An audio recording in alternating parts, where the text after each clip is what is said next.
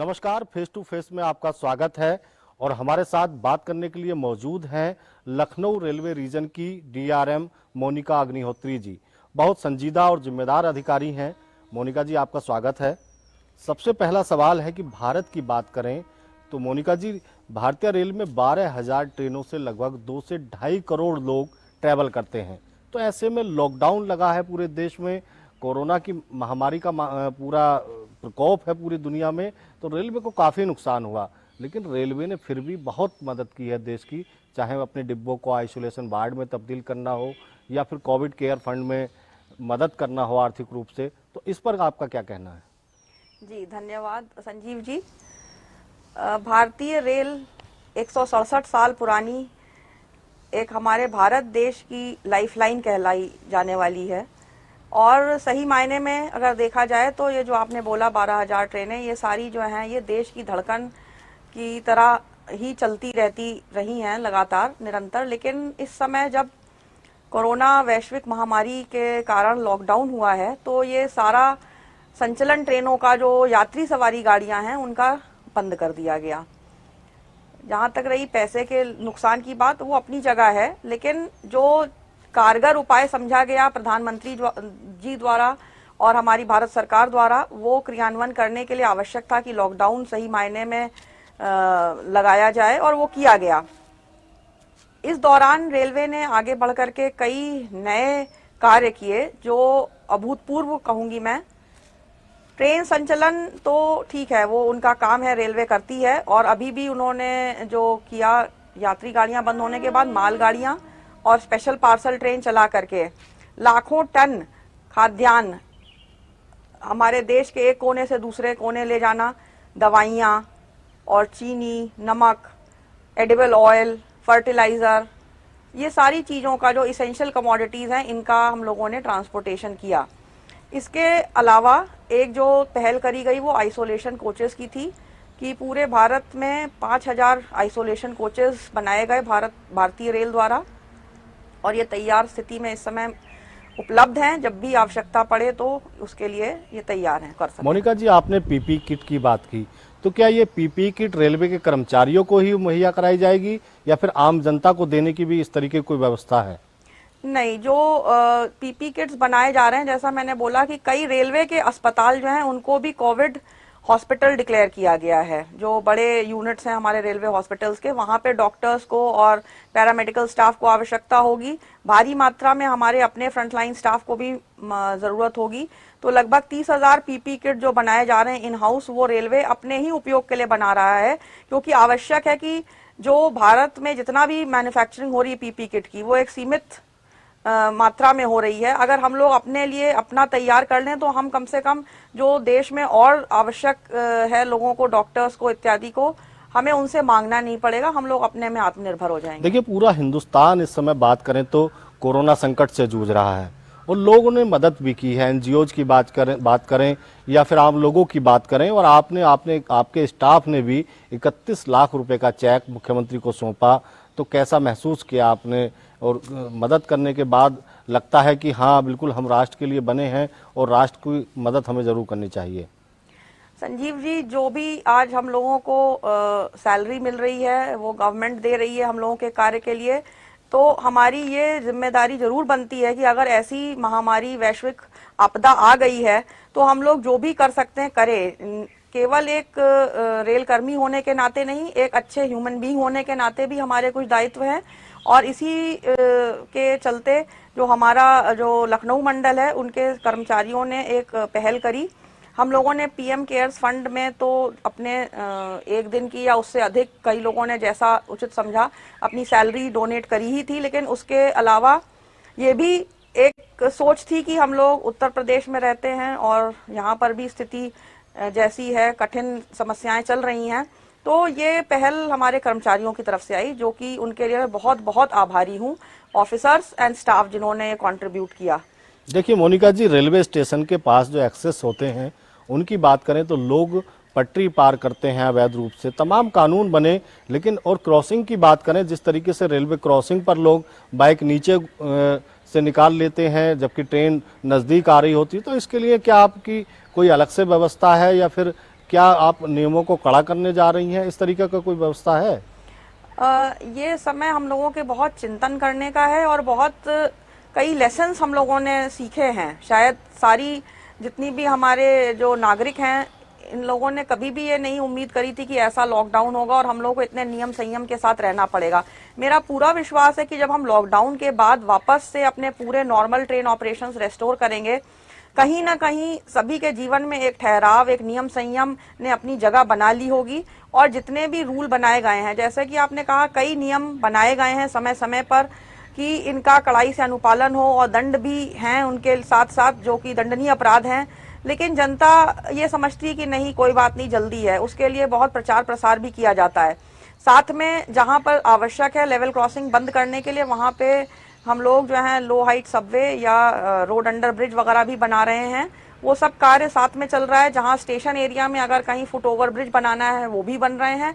लेकिन कहीं ना कहीं ये बात प्रत्येक नागरिक को समझनी है कि देश में सीमित संसाधन है। इस आपदा के बाद जो हमारे पास है, आर्थिक व्यवस्था भी एक अलग किस्म की हो जाएगी। तो जहां पर हम अनावश्यक रूप से पैसा ना खर्च करें, जरूरत ना हो तो, और अपने आप अपने ऊपर संयम बरत करके नियमों का पालन करें, वो सबसे अच्छा होगा। देखिए मोनिका जी, उत्तर प्रदेश की योगी सरकार लगातार अन्य प्रदेशों में फंसे अपने मजदूरों को वापस ला रही है। ऐसे में केंद्र की सरकार ने रेलवे की 8 स्पेशल ट्रेन चलाने की घोषणा की है और लखनऊ भी इसमें स्टॉपेज है, और आप लखनऊ रीजन की डीआरएम है, तो क्या व्यवस्थाएं की हैं? किस तरीके से लोगों की जांच होगी? कहीं वो कोरोना पॉजिटिव तो नहीं है? क्या रेलवे ने इस तरीके की कोई व्यवस्था कर रखी है?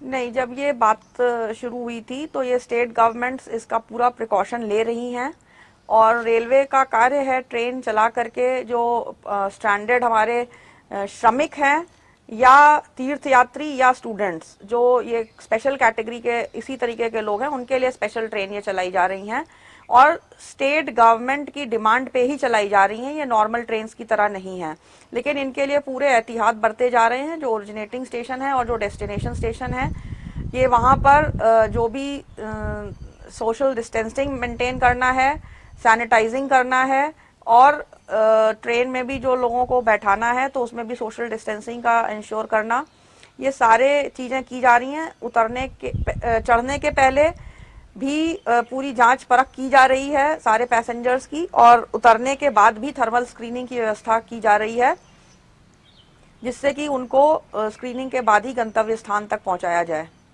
देखिए मोनिका जी, रेलवे कर्मचारियों की बात करें तो कोरोना वॉरियर्स की तरह डॉक्टर्स हों, पुलिस वाले हों, या फिर मीडिया के लोग हों, सप्लाई चेन के लोग हों, तो रेलवे के अधिकारियों की भूमिका, कर्मचारियों की भूमिका बहुत महत्वपूर्ण है। और ऐसी विपरीत परिस्थितियों में आपके कर्मचारी अपनी ड्यूटी को अंजाम दे रहे हैं, अपने कर्तव्यों का निर्वहन कर रहे हैं, तो उनकी खुद की सुरक्षा के लिए क्या क्या उपाय किए गए हैं आपके द्वारा लखनऊ रीजन में? जी, रेलवे में भी हम लोग अपने कोरोना वॉरियर्स जो हैं उनको पूरा प्रोत्साहन दे रहे हैं, मनोबल उनका ऊंचा रख रहे हैं। उनके लिए सबसे पहली बात कि सभी को जो नितांत आवश्यक था, मास्क, ग्लव्स, ये सब प्रोवाइड किए गए हैं। सैनिटाइजर्स की प्रचुर मात्रा में उपलब्धता सुनिश्चित की गई है सभी जगहों पर, सभी इकाइयों में। और जब भी वो कार्य पर जा रहे हैं तो चाहे वो उनकी वर्क प्लेस हो, उसकी भी सैनिटाइजिंग कराई जा रही है। उनको स्वयं भी सारे नियम बार बार दोहरा करके सुनिश्चित किया जा रहा है कि वो लोग लगातार अपना हाथ धोएं, और कोई भी अगर बाहर जाता है तो जो भी प्रिकॉशंस लेने हैं, सोशल डिस्टेंसिंग मेंटेन करना।